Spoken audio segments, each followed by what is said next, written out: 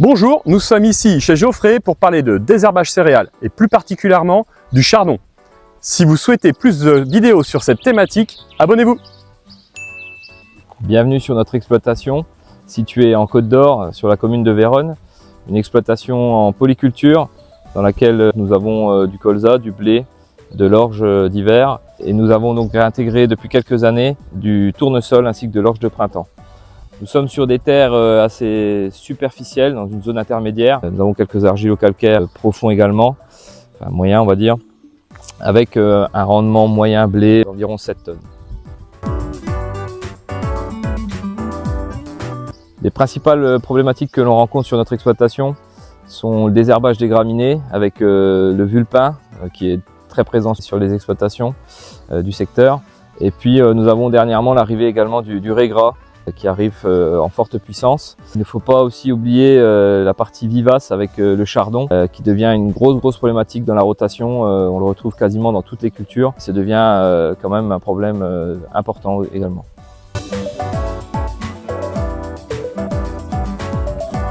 Le chardon des champs est une adventice très difficile à maîtriser puisqu'il ne suffit pas en fait d'éliminer la partie aérienne. Il faut aussi aller la traiter en profondeur avec ses rhizomes.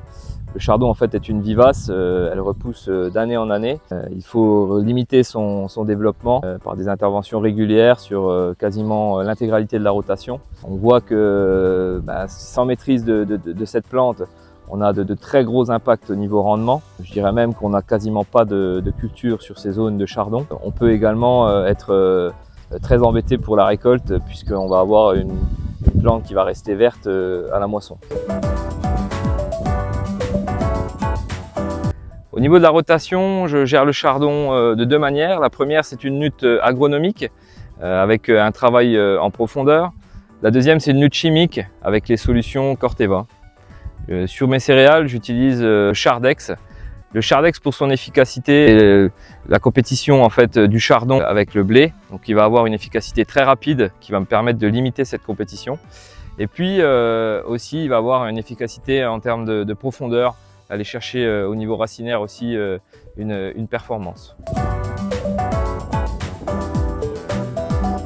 Alors les éléments auxquels il faut prêter attention pour avoir une bonne efficacité sur le chardon, notamment avec Chardex, ça va être déjà en première partie la hauteur de notre plante. Quand on va arriver sur l'intervention, il faut que notre chardon il soit entre 15-30 cm maximum de hauteur. Nous allons avoir l'hygrométrie. L'hygrométrie, c'est un point également important sur lequel il faudra veiller. On va être entre idéalement 65 et 90% d'hygrométrie lors du traitement. Le troisième point aussi, c'est la partie volume d'eau. Plus nous allons avoir d'eau dans l'application, meilleure la répartition du produit sera. Et donc du coup, on part sur un minimum de volume d'eau de 120 litres. Et enfin, le dernier point, c'est l'adjuvantation. Alors l'adjuvantation avec une huile, par exemple, ce qu'on a remarqué nous, en fait, dans les essais, c'est qu'une adjuvantation nous permet d'améliorer la rapidité d'action du Chardex.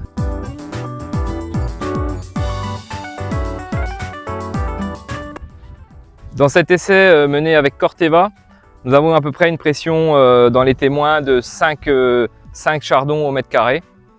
Ce qu'on remarque là sur la modalité juste à côté, une modalité traitée avec Chardex, nous sommes sur une efficacité entre 90 et 95%. Donc il est vrai qu'il va rester toujours entre 10 et 5% de pieds qui vont être encore présents.